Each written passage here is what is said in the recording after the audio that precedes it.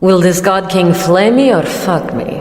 V. Sovari sat in the receiving chamber outside Cenaria Castle's throne room, straining to overhear the God King while she toyed with the guard who couldn't help but stare at her. Anything she could learn about why she'd been summoned might save her life. Her master, Hugh Gibbet, had just brought in Duke Tensa Vargan, one of the Caladoran nobles who had come in to help assimilate Cenaria into the Caladoran Empire. Apparently, the Duke had murdered some Cenarian noble. It had to pose an interesting problem for the king, who styled himself a god. Tensa Vargan was a trusted vassal, but letting him off would have serious ramifications. The Cenarian nobles who'd bent the knee to serve Gareth had been allowed to keep at least portions of their lands, and they might find their spines and rebel. The Cenarian nobles who were in hiding would have new evidence of Caladoran brutality to rally more people to their banners. But why is Master Gibbet here? Hugh had exuded that air of clever self-satisfaction that V knew all too well. She crossed her legs to recapture the guard's attention. In fighting terms, the terms Hugh Gibbet had taught V, it was a feint. The motion of her legs got his attention. Turning her head to the side gave him safety, and leaning forward gave him a view. She didn't dare invoke a glamour this close to the God King, but that was fine. Cleavage had its own magic. She wore a fitted cerulean dress, so light it was faintly translucent. She had made her intentions clear to Master Pecoon, so the tailor kept the dress simple. Hardly any embroidery, just a little in the old Caladoran runic style around the hem and the wrists, an inscription from an ancient erotic poem. No lace, no frills, just clean lines and curves. Master Pecoon was an inveterate lech, and this was the only dress he declared fit for the God King. If the guard was like most men, he would stare for 2 to 4 seconds, double-check that no one was noticing him stare, and then stare again. The trick was... Now. V flicked her eyes up suddenly and caught the guard just as he was starting to stare again. She pinned him to the wall with her eyes. Guilt flashed across his features, and before he could cover it with boldness or glance away, she stood and walked toward him. He was Caladoran, of course, so she adjusted accordingly. Caladoran's sense of personal space didn't extend as far as Cenarian's. Pricking the bubble of his personal space, with all the attendant connotations, meant stepping so close that he could smell not just her perfume, but her breath. She stepped in and held him with her eyes for 1 more second, until he was about to speak. Excuse me. May I sit here? I wasn't staring at you. She sat in his chair, a foot from the door, her shoulders forward, face turned up, angelic. Please? I don't think that would be a problem. V instantly forgot him and listened. I can't go directly to the hole. That would defeat the purpose. What? How can Duke Vargan sound confident? V heard her master reply, but couldn't tell what he said. Then the God King spoke, but she caught nothing but... would be put in the common cells until the trial. You will be put in the darkness of the hole. Yes, Your Holiness. V's head spun. Whatever they were planning, the Caladoran Duke had nothing in his voice that suggested a prisoner begging for clemency. He sounded like an obedient vassal, accomplishing some high purpose with a reward waiting at the end of it. She didn't have any time to try to put it together before the doors opened and her master led Duke Vargan out. Contradicting what she'd just heard, the Duke looked beaten, both physically and mentally, his clothes disheveled and dirty, and his eyes stuck to the floor. Hugh Gibbet turned to her as they walked past. The wet boy had such delicate features that he couldn't be called handsome. With fine blonde hair that reached his shoulders, large eyes, and a sculpted figure, he was still beautiful even in his mid-30s.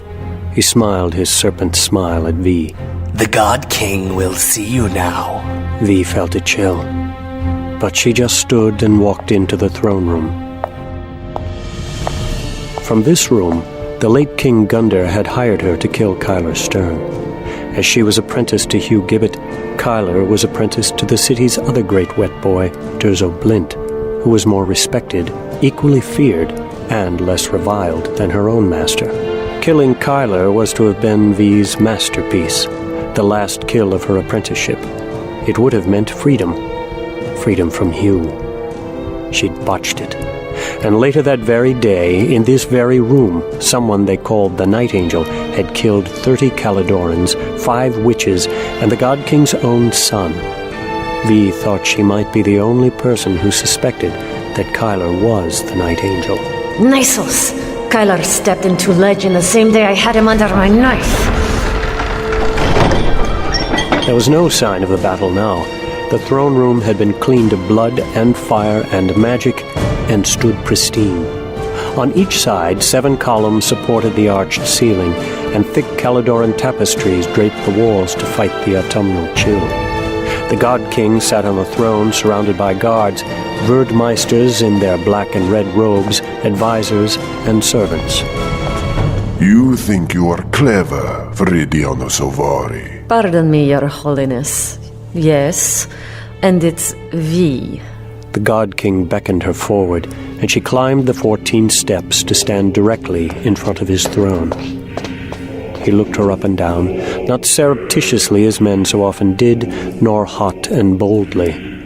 Gareth Ursul looked at her as if she were a pile of grain, and he was trying to guess her weight. Take off your dress. The inflection of his voice gave her nothing to work with. It might have been a comment on the weather. Did he want her to seduce him? She didn't care if Gareth Ursul banged her, but she planned to be lousy if he did. Becoming the God King's lover was too dangerous. She'd been warming one monster's bed since puberty, and she didn't fancy trading up. Still, God or King or monster, Gareth Ursul was one you didn't cross. So Vi obeyed instantly. In 2 seconds, Master Picum's dress slid to the floor. Vi hadn't worn undergarments, and she had worn perfume between her knees. It was the most punctilious obedience.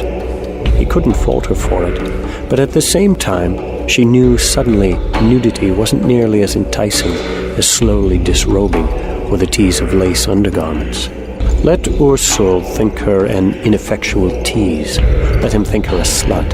Let him think whatever he wanted, as long as he did it from a distance. Besides, she wouldn't give any man the satisfaction of seeing her back down. Vi felt the stares of every courtier, advisor, Broodmeister, servant, and guard in the room. She didn't care. Her nudity was her armor. It blinded the drooling fools. They couldn't see anything else while they saw her body. You wouldn't be any fun. You're already a whore. For some reason, from this terrible man, those words sank in with barbs. She stood naked before him, and he completely lost interest. It was what she'd wanted, but it still hurt. All women are whores. Whether they sell their bodies or their smiles and their charm or their childbearing years and submission to a man. The world makes a woman a whore, but a woman makes her terms. Your Holiness. Did you think I wouldn't see what you did with my guard? Do you think you could eavesdrop on me? Of course I did. He saw me. Through the wall. Of course you did. I like you, Mulina. I want to kill you today. Not many women would get in a pissing match with a king, much less a god. I'm not like any woman you ever met. You give yourself too much credit. For that, I will break you. But not today. Your Sakage is giving us trouble. You go to your little underworld friends and find out who the real Shinga is, not a figurehead. Find out and kill him. Vi felt naked for the first time. Her armor wavered. God or man, Gareth Ursul had titanic confidence. He told her he would break her, and then exhibited not the slightest concern that she would disobey him. It wasn't a bluff. It wasn't arrogance. It was a simple exercise of the prerogatives of vast power.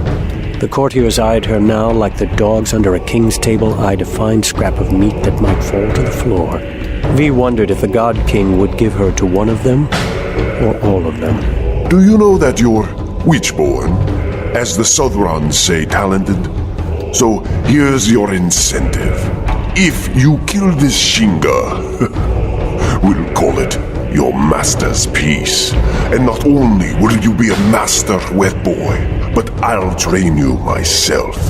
I'll give you power far beyond anything Hugh Gibbet could ever imagine. Power over him if you wish. But if you fail me, well, don't fail. Now be gone! V went, her heart thumping. Success meant betraying her world, betraying the Cenarian Sakage, the most feared underworld in Mid-Kiru. It meant killing their leader for a reward she wasn't sure she wanted. Trained to become a witch with the God King himself?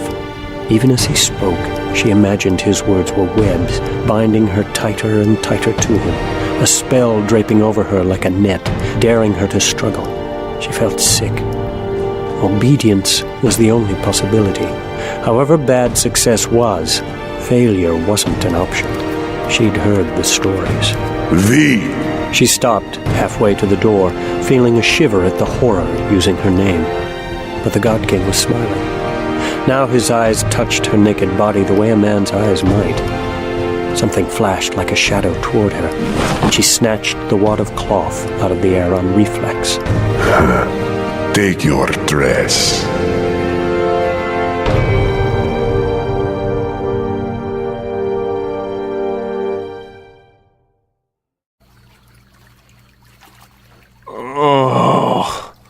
I feel like I've been breathing sawdust for a week. River water.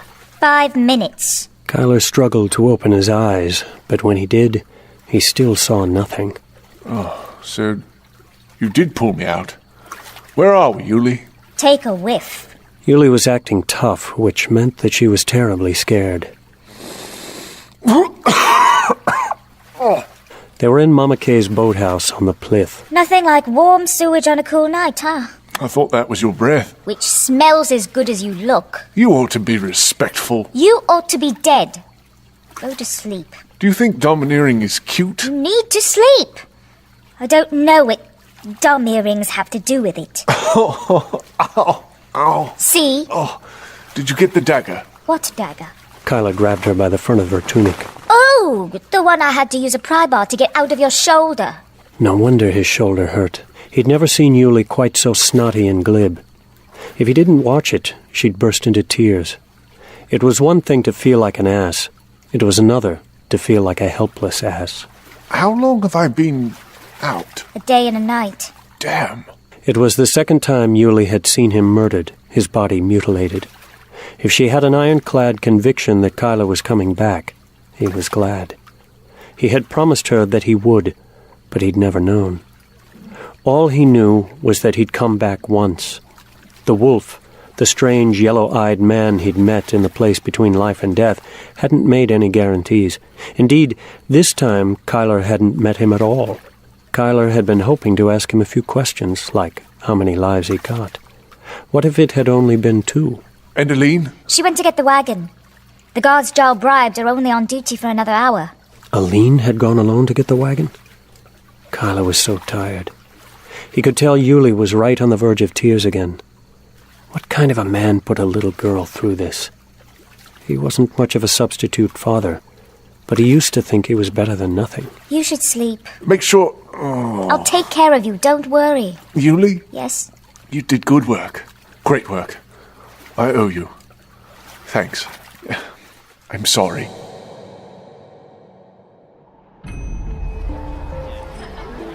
When Caldrosa Wynn joined the queue behind the Light Skirt Tavern at noon, there were already 200 women standing behind the brothel.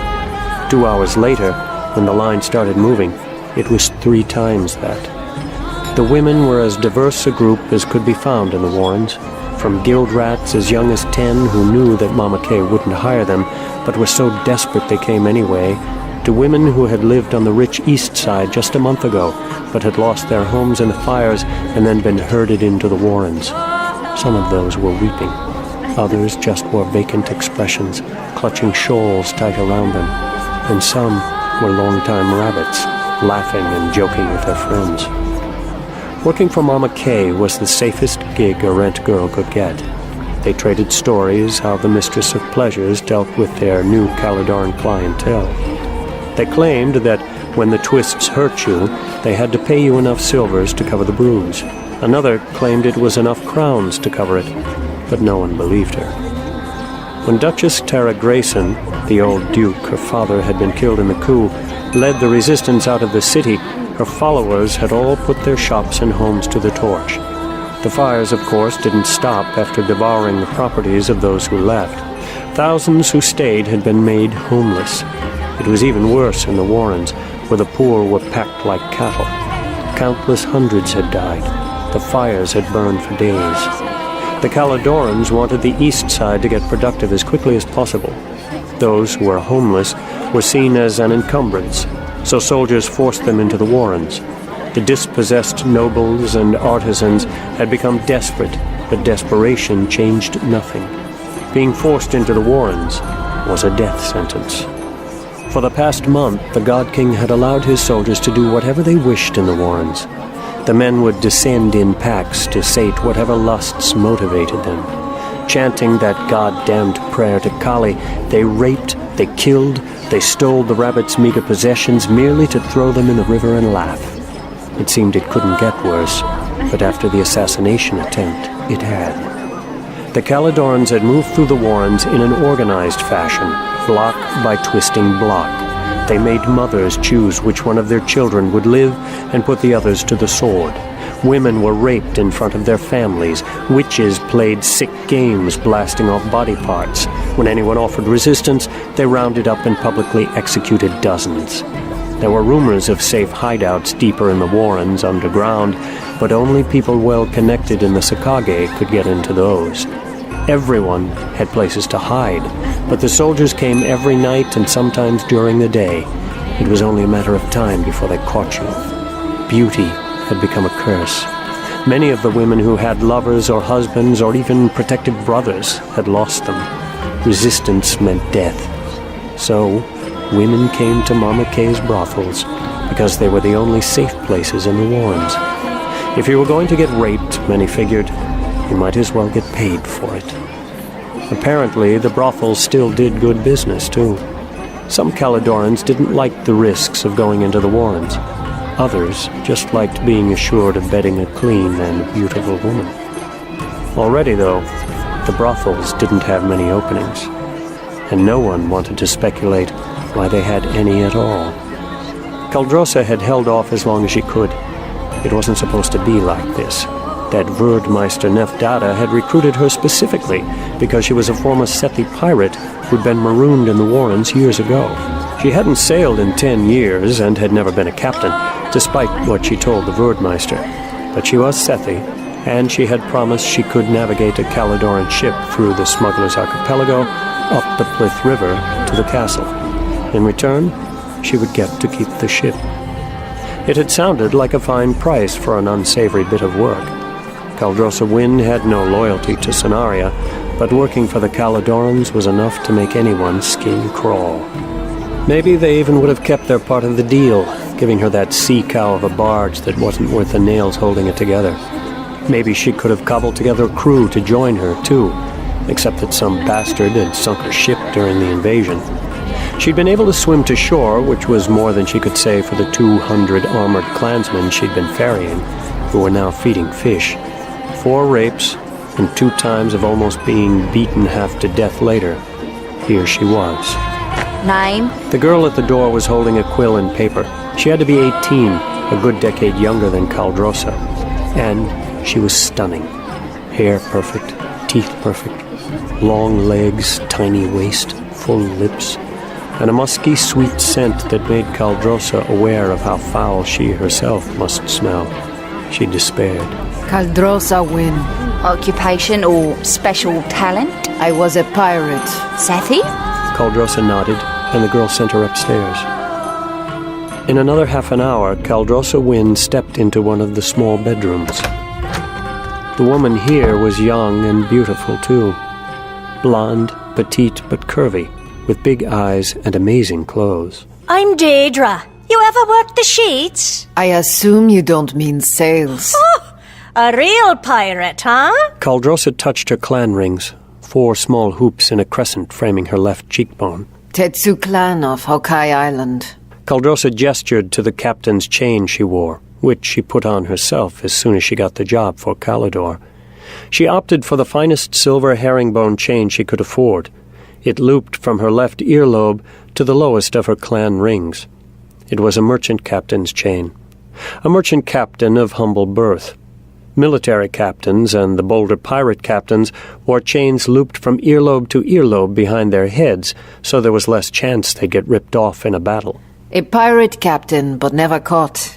If you're caught, you're either hanged or they rip out your rings and exile you.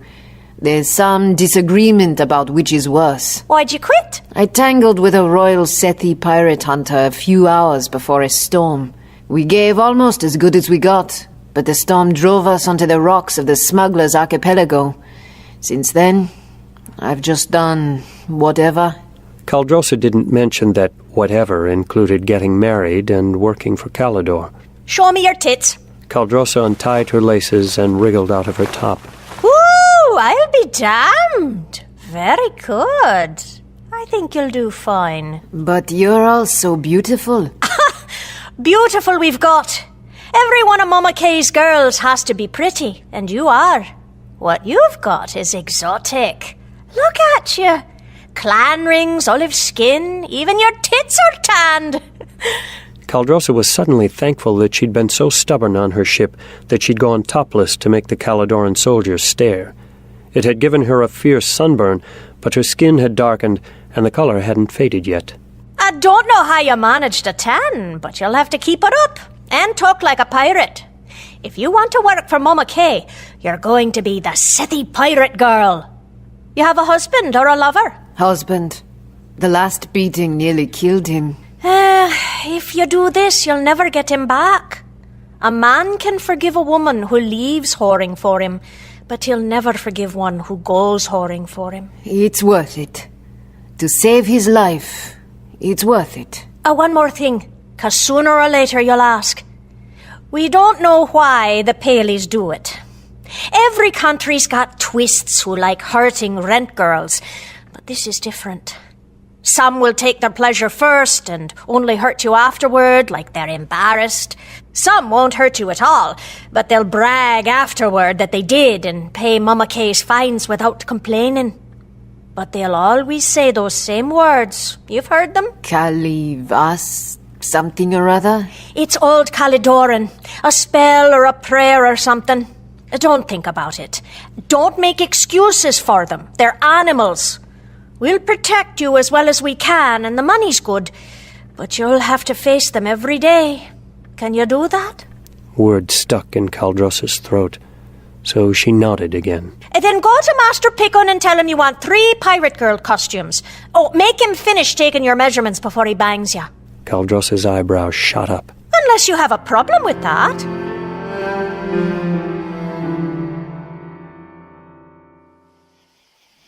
You don't think we'll have any trouble, do you? Aline and Kyla were lying down in the wagon, spending one last night under the stars after 3 weeks on the road. Tomorrow they would enter Caernarvon and their new life. I left all my troubles in Sonaria. Well, except for the 2 that tagged along with me. Hey! Despite being as scary smart as her real mother, Mama Kay, Yulie was still 11 and easily baited. Tagged along? As I recall, this is my wagon. That much was true. Jarl had given them the wagon, and Mama Kay had loaded it with herbs Kyla could use to start an herbiary. Perhaps, in a nod to Aline's sensibilities, most of them were even legal. If anyone tagged along, it was you. Me? You were making such a pathetic spectacle that I was embarrassed for you. I just wanted to stop your begging. Well, here I thought you were a helpless little... And now you know better. Ain't that the truth? You've got so many defenses, a man would be lucky to get lucky with you once in 1,000 years. Kyla Thaddeus Stern. Thaddeus? That's a good one. I knew a Thaddeus once. So did I. He was a blind idiot. Really? The one I knew was famous for his gigantic... Kyla! His gigantic what? Now you did it.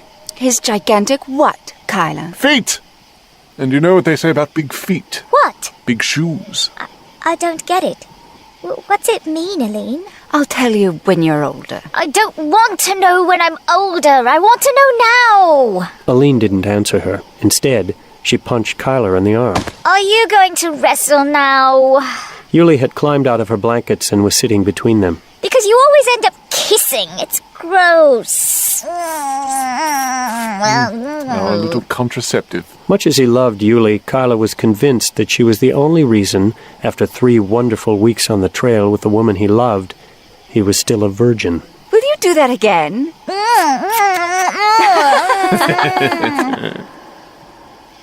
Afterwards, Kyler listened to the sounds of the night. Aline had a gift for falling asleep as soon as her head touched a pillow, and Yulie wasn't far behind. Tonight, Kyler's wakefulness was no curse. He felt his very skin was glowing with love. Aline rolled over and nuzzled on his chest. He couldn't remember having felt so good, so accepted in his entire life. She would drool on him, he knew, but it didn't matter. Drool was somehow cute when Aline did it. No wonder Yulie got disgusted. He was pathetic. But for the first time in his life, Kyler felt like a good man. He'd always been good at things. Good at lockpicking, climbing, hiding, fighting, poisoning, disguising himself, and killing. But he'd never felt good until Aline. When she looked at him, the Kyler he saw reflected in her eyes wasn't repulsive. He wasn't a murderer. He was the substitute father who had tickle fights with an 11-year-old. He was the love who told Aline she was beautiful and made her believe it for the first time in her life. He was a man with something to give. That was the man Aline saw when she looked at him. She believed so many good things about him that Kyler alternated between believing it himself and thinking she was absolutely crazy. But being persuaded felt great. Tomorrow they'd reach Caernarvon, and for a time they would stay with Aline's Aunt Mia. With her help, she was a midwife who knew herbs, Kyler would set up a little herbiary. Then he would overcome Aline's fading objections to fornication, and the Way of Shadows would be behind him forever.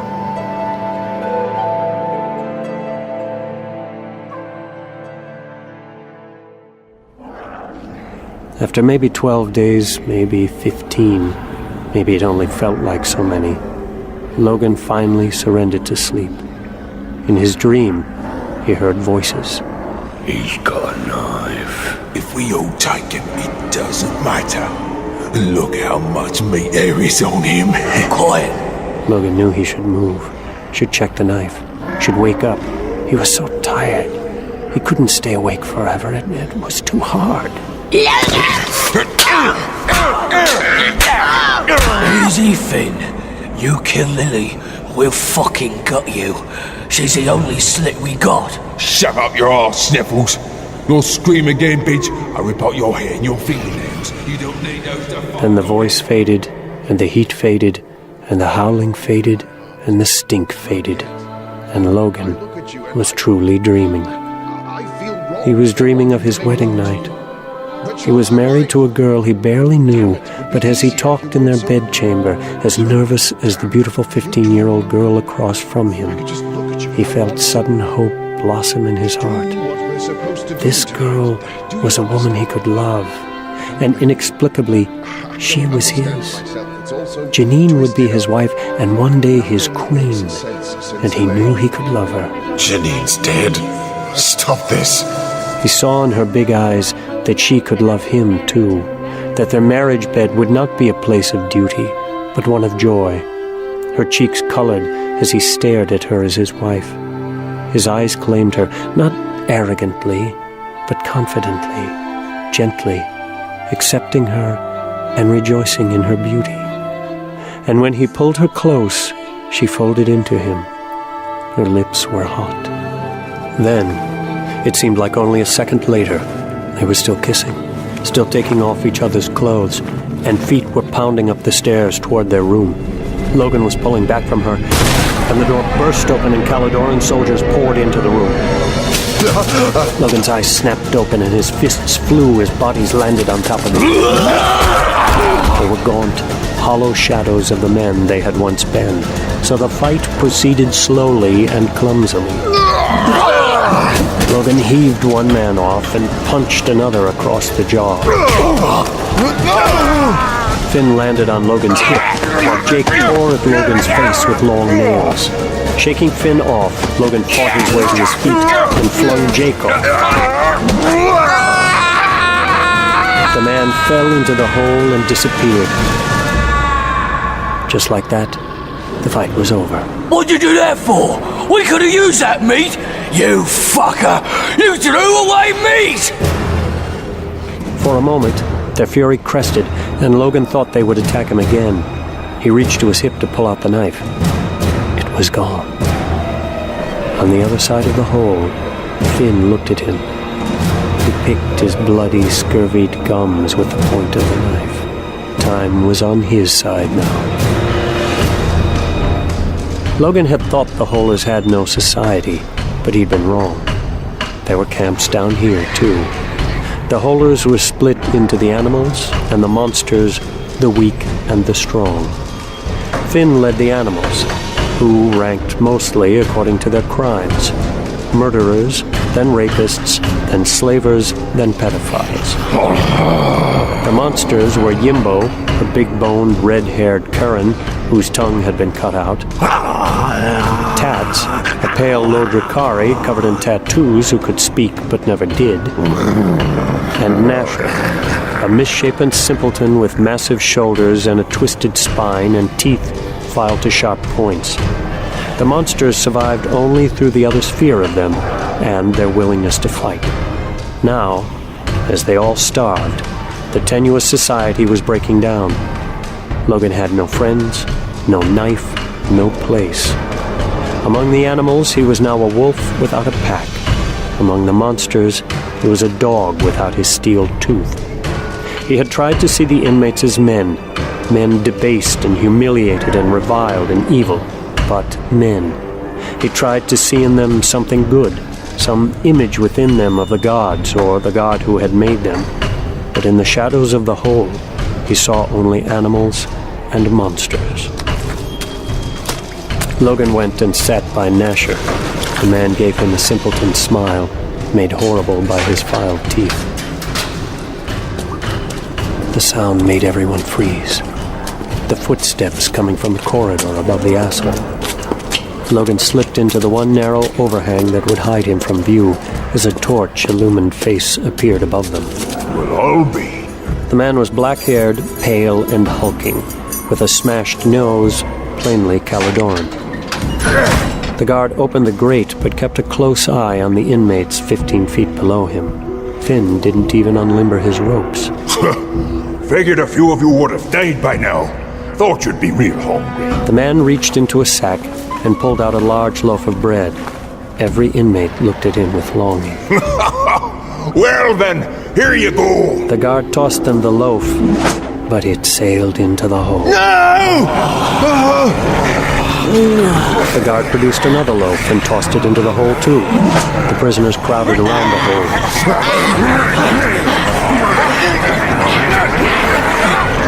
The next loaf bounced off of Sniffle's fingertips, and he almost fell in after it.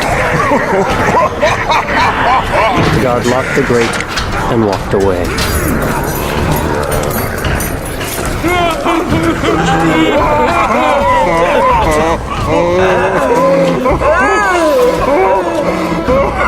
He didn't come back. The days passed in agony. Logan had never known such debilitating weakness. 4 nights later, if the term wasn't meaningless, Logan thought of it as night because most of the hole's inhabitants were asleep and the howling winds shrieked loudest at what the holers called noon. Finn cut one of his pedophiles' throats. In moments, everyone was awake and fighting over the body.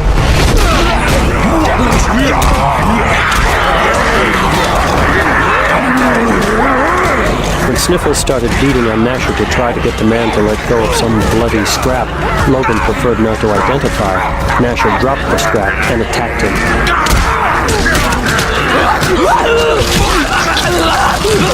Sniffles Sniffles tried to fight him off, but Gnasher handled him like he was a child. Yanking Sniffles' arms out of the way, Gnasher sank his filed teeth into the man's neck.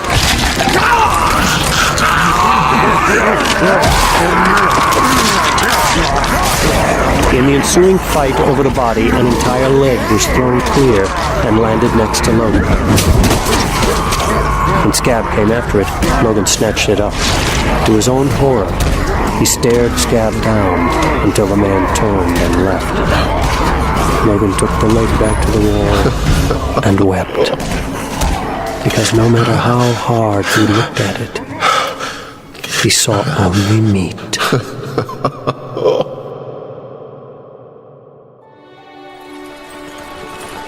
Compared to Cennaria, Caernarvon was paradise. There were no warrens here, no stark division of have and have-not, no occupying army, no stench of ash and death, no vacant stares of despair. The capital of Waidren had flourished under an unbroken line of 22 queens. 22 queens? The thought was strange to Kyler, until he realized that Mama Kay had ruled the Sakage and the streets of Cennaria for more than 20 years. State your business. The gate guard eyed their wagon. The people here were taller than Cenarians, and Kyler had never seen so many with blue eyes or with such bright hair. Every color from almost white to fiery red. I buy and sell medicinal herbs. We've come here to start an apothecary. Where from? Cennaria. But things are real bad there. If you're setting up shop on the south side, be careful. There's some tough neighborhoods down... The man trailed off as he caught sight of the scars on Aline's face. Faster than he would have thought possible, Kyler was furious. Aline's scars were all that marred otherwise perfect beauty. A brilliant smile, deep brown eyes that defied the boring plainness of the word brown. Eyes that only a poet could adequately describe and only a legion of bards adequately praise. Skin that begged to be touched and curves that demanded it. With all that, how can he only see scars? But saying anything would only cause a scene. The guard blinked. Go on. Thanks. Kyler wasn't worried about Caernarvon Sakage. They were strictly small time. Mugging, picking pockets, street prostitution, and gambling on the dog fights and bull baiting. Some brothels and gambling dens actually stayed in business without being affiliated with them. Kyler's childhood street gang was more organized than the crime here. They drove through the city gawking at the people and the sights like bumpkins. Caernarvon sat at the confluence of the Wye, the Red, and the Blackberry rivers, and its streets were bursting with commerce and the multiplicity of people who flowed with the money. They passed olive-skinned, strong-featured Seppi wearing short, loose trousers and white tunics. Red-haired Kurans with their two swords and their odd fashion of braiding multicolored locks of hair into their own. A few Ladeshians, and even an almond-eyed Yamuri. They made a game of it, surreptitiously pointing and trying to guess who was from where. How about him? Yuli pointed at a nondescript man in plain woolens. Kyler scowled. Yes, let's hear it, hotshot. And don't point, Yuli. The man had no distinguishing characteristics. No tattoos, standard tunic and trousers for Caernarvon, brown hair cut short. No Madani patrician nose. Nothing distinctive. Even his fairly tanned skin. That could have come from half a dozen countries. Ah, Alateran. Prove it. Only Alaterans look that smug. I don't believe it. Ask him. Aline shook her head, sinking back, suddenly shy. Hey, Master! Where you from? Yuli! The man turned and drew himself to his full height. I hail from Alatera, by the grace of the god, the greatest nation in all of Midkiru. I am pretty amazing. You're probably Alateran yourself. Kyler laughed, but that probably soured in his mouth. Probably because he was a guild rat, an orphan, maybe slave-born. Like that Alateran, he couldn't even guess where his parents had been from. He couldn't guess why they'd abandoned him. Were they dead? Alive? Important somehow, like every orphan dreams? While Jarl had been busy saving pennies to get out of the guild, Kyler had been dreaming of why his noble parents might have been forced to abandon him. It was useless, foolish, and he thought he'd given it up long ago. The closest thing he'd had to a father was Durzo, and Kyler had become what all men curse, a patricide. Now here he was, a loose string, tied to nothing before or behind. No, that wasn't true. He had Aline and Yulie, and he had the freedom to love. That freedom cost something, but it was worth the price. Are you all right? No. As long as we're together, I'm great. In a few minutes, they had left the northern markets and were getting deeper into the shipping district. Even here, almost all the buildings were stone, a big change from Sonaria, where stone was so expensive that most of the houses were wood and rice paper. Local punks lounged in the stoops of houses and warehouses and mills, sullenly watching them go past, with the universal expression of adolescence with something to prove. Are you sure this is the right road? No. Kyler kept the wagon moving, but it didn't matter. 6 of the teens stood and followed a black-toothed man with a mop of greasy black hair toward them. The youths reached under steps or beneath piles of trash to find weapons. They were street weapons, clubs and knives and a length of heavy chain. The man leading them stood in front of the wagon and grabbed the near horse's bridle. Well, honey, time to meet our friendly neighborhood Sakage. Kyler, remember what you promised. You don't really expect me to... Kyler let the question die as he saw the look in her eyes. Hello. The leader smiled broadly, showing off 2 black front teeth. Honey, this is different. You have to see that. Other people get through this sort of thing without anybody dying. Nobody will die if we do this my way. Excuse me, lovers. I don't mean to interrupt. You can wait.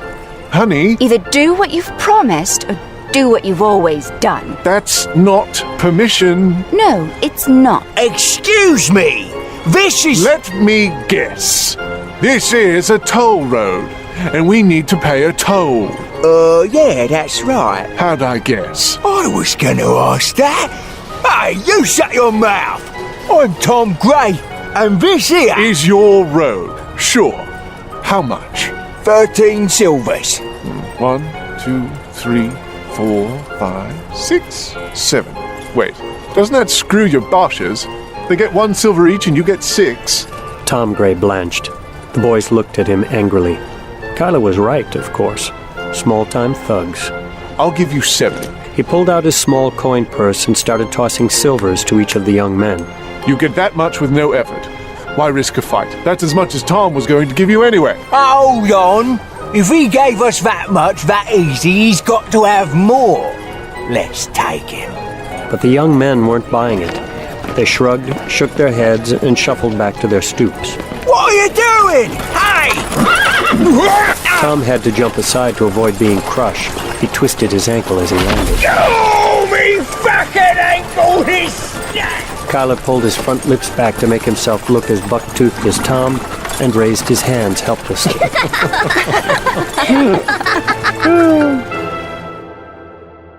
They spent the night at an inn, and Aunt Mia found them early in the morning and guided them through a tangle of alleys to her house. She was in her 40s, looked a decade older, and had been widowed for almost 20 years since soon after her son Brian was born. Her husband had been a successful rug merchant, so her house was large, and she assured Kyler and Aline that they could stay as long as they liked. Aunt Mia was a midwife and healer with plain features, twinkling eyes, and shoulders like a longshoreman. So, how long have you 2 been married? About a year. Kyler figured that if he initiated the lies, Aline might be able to keep them going. Aline was a terrible liar. He looked at her, and sure enough, she was blushing. Well, I did figure you were a little young to be this young lady's natural mother. How'd you find your new mother and father, Yulie? The war. It wasn't even a lie, and the emotion on Yulie's face was plainly real. Yulie's nurse had been killed in the fighting. Yulie still cried about it sometimes. She was at the castle during the coup. I'll tell you what, Yulie. We're going to take good care of you. You'll be safe, and you'll even have your own room. And toys? Something about the open, hopeful expression on Yulie's face made Kyler ache. Little girls should be playing with dolls. Why hadn't he ever even given Yulie a doll? Not fishing bodies out of rivers. And toys. Aunt Mia, we're already putting you out enough. We have money for toys, and Yuli can stay with us. You've already... I won't hear of it. Besides, you two are still newlyweds. You need all the privacy you can get. Although heaven knows Gavin and I managed to plough the row quite a few times when we shared a one-room shack with his parents. But I'd guess an 11-year-old isn't quite as good about ignoring noises in the night. Am I right? Now Kyler blushed. Aunt Mia looked at him and then looked at Yuli, who looked puzzled. Are you telling me you haven't since you left Scenaria? Surely you'd slip away sometimes in the morning when Yuli was still asleep. No? That trip has to be, what, 3 weeks? That's an eternity for you youngsters. Well, this afternoon, Yuli and I will go for a good long walk. The bed in your room creaks some, but if you worry too much about that sort of thing, Yuli will never have a little brother, eh? Please.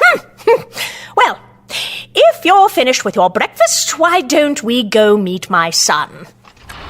Brian Smith worked in a shop attached to the house. He had his mother's broad, plain features and wide shoulders. As they approached, he threw a barrel hoop he was shaping onto a stack of similar ones and removed his gloves. Morning. His eyes immediately went to Aline. A quick glance at her scarred face, and then a too appreciative weighing of her assets. It wasn't the quick up and down that men instinctively gave every woman. Kyler wouldn't have minded that. But this wasn't a look. It was a linger. And right to Aline's face. Or rather, right to her breasts. Nice to meet you. Brian stuck his hand out to Kyler. He looked at Kyler, weighing, evaluating. Predictably enough, he tried to crush Kyler's hand. A trickle of talent took care of that. Kyler. But Kyler didn't break eye contact. There was something being settled here. And if it was primal and barbaric and petty and stupid, it was still important. I suppose next you'll compare the size of your... Good idea. What do you say, Brian? Kyler loosened his belt. Kyler still didn't like him. Brian still didn't like him either. Kyler could tell. Well, nice to meet you. I got a big order to finish. For the rest of the morning and afternoon, Aunt Mia showed them around Caernarvon. Though it was larger than Scenaria, the city didn't have the chaotic feel of Kyler's home. Most streets were paved and wide enough for 2 wagons and numerous pedestrians to pass at the same time. Vendors who set up shop infringing on that space were so quickly punished that few tried it. Sudden crushes pushed the crowds together whenever 2 wagons did pass, but there were accepted standards here and had been long enough that the wagons all traveled in 6-inch deep ruts in the paving stones. Even the sewers in the streets passed through pipes with grates at intervals for collection of new sewage. It made the city almost not smell like a city. Castle Caernarvon dominated the north side. It was sometimes called the Blue Giant for its bluish granite. The blue walls were seamless, as flat and smooth as glass, except for the numerous arrow slits and murder holes at the gates. 200 years ago, Aunt Mia said, 18 men had held the castle for 6 days, against 5,000. Around the castle, of course, were the great houses. The city got dirtier and more crowded the closer it came to the docks. As in most places, the rich and noble liked to live away from everyone else, and everyone else liked to live as close to the rich as they could. Here, though, that was one line that was not regulated. Unlike Cenaria's poor, who were legally bound to the west side of the Plith, those who made the money to move could do so here. The possibility for advancement seemed to energize the entire city. Caernarvon was the gold and glittering fool's gold of hope. Its vice was greed. In his own imagination, every merchant here was the emperor of the next trading empire. Scenaria was the smothering, stinking blanket of despair. Its vice was envy. No one built empires there. They just wanted a piece of someone else's. You're awfully quiet. It's different here. Even before Calidor came, Scenaria was sick. This is better. I think we can make a home here. Gods, he was about to become one of those merchants he'd been despising. Not that he had great ambitions. Being an herbalist and apothecary was really the only thing he could do besides kill. It wasn't anything he could ever dream about. What would he dream? About opening a second shop? Dominating the city's herb trade? He once held a country's future in his hands. He could have changed everything with one betrayal. Killing a man, he'd ended up killing anyway. If I had, Logan would be alive. As Aunt Mia led them home, he tried to force his mind into a merchant rut. He had a small amount of gold hidden in the wagon, and a fortune in herbs. Had they been robbed on the way, the bandits wouldn't even have known what to steal. Well, the house is just down this street. Brian's out buying supplies. Yuli and I are going to a little sweetmeat shop to give you two some time to get reacquainted. She winked at Kyler, while Aline blushed. But then, Aunt Mia's face darkened. What's that? Kyler looked toward the house. Wisps of smoke were rising and thickening rapidly. He joined the crowd running toward Aunt Mia's house. In the city, a fire was such a threat that everyone grabbed buckets and ran to help. But by the time he got there, the barn was entirely consumed with flame. It was too late to save anything. The crowds threw water on the nearby buildings while Kyler held Aline and Yuli mute. The barn was a total loss. Their two horses and Aunt Mia's old nag were left as smoking, stinking mounds of meat. There was almost nothing left of the wagon. The arsonist had found the hidden chest with its gold. The fortune in herbs had gone up in smoke. The only thing left was a long, thin box bound to the wagon's bent axle. The lock was intact. Kyler opened it, and there were his wet boy grays and his sword Retribution, untouched, not even smelling of smoke, mocking his impotence.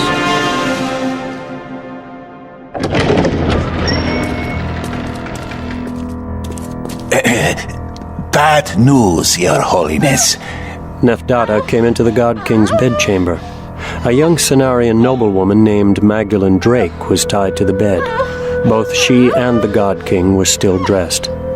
Gareth was sitting on the bed beside her. He caressed a knife up her bare calf. Oh, what is it? One of your spies in the Chantry, Jessie Algueden, is dead. She was last seen in the village of Taurus Bend. The Dark Hunter killed her? I assume so. Armand said that Jessie was planning to study the creature. So, she went into the wood and never came back? Yes, Your Holiness. With a savage motion, the God King stabbed the mattress so high between Magdalene's legs that Neff thought he'd stabbed the girl. Heedless, Gareth cut toward her feet, shearing her dress to the hem and sending feathers into the air. He left the knife sticking out of the mattress, folded the cut dress back, and put his hand gently on the girl's naked thigh. Oh, it is so hard to get spies in the Chantry. Why do they insist on throwing their lives away, Neff? For the same reason they join us in the first place, Your Holiness.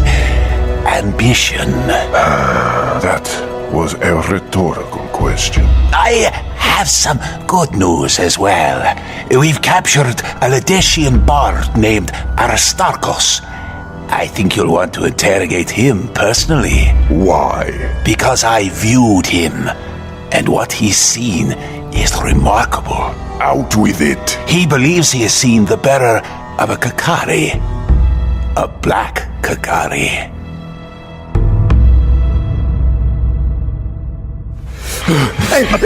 Stop looking at me! Stefan was a fat cloth merchant, some former lover with a grudge who swore that he could tell V who the Shingo was. Either the Shingo was a woman, or Stefan had little preference which field he plowed, because this had been his price. V lay under him. She moved with the dexterity of an athlete and the skill of a courtesan, trained by Mama Kay herself. But her eyes were utterly dispassionate. She wasn't moaning, wasn't making faces. She wouldn't pretend pleasure, and it was giving Stefan problems. Like most men, he was 3/4 talk and 1/4 cock. Oh, damn it! Oh, this is all your fault. I thought you were gonna give it to me good. Let your hair down. Forget my hair. Nisos. Couldn't they leave one damned thing alone? She rolled over and shimmied her hips, reaching out with her talent to grab him. Then she did choose to help him forget. When she was 15 and Master Gibbet had taken her to Mama Kay, the courtesan had watched the wet boy bang her. Child, you fuck like you don't even feel it. Do you? There was no lying to Mama Kay, so V admitted it. Her sex was totally numb. Well, you'll never be the best, but it's nothing we can't overcome. The oldest magic is sex magic. With your tits and all the talent you've got, I can still make you into something special. So V used her skills now. Silly fat bastard. I've seen bigger pricks on fleas. The words didn't have to match her intent, but like all talented women, she had to speak to use her powers. Oh, yes. In moments, Stefan was finished.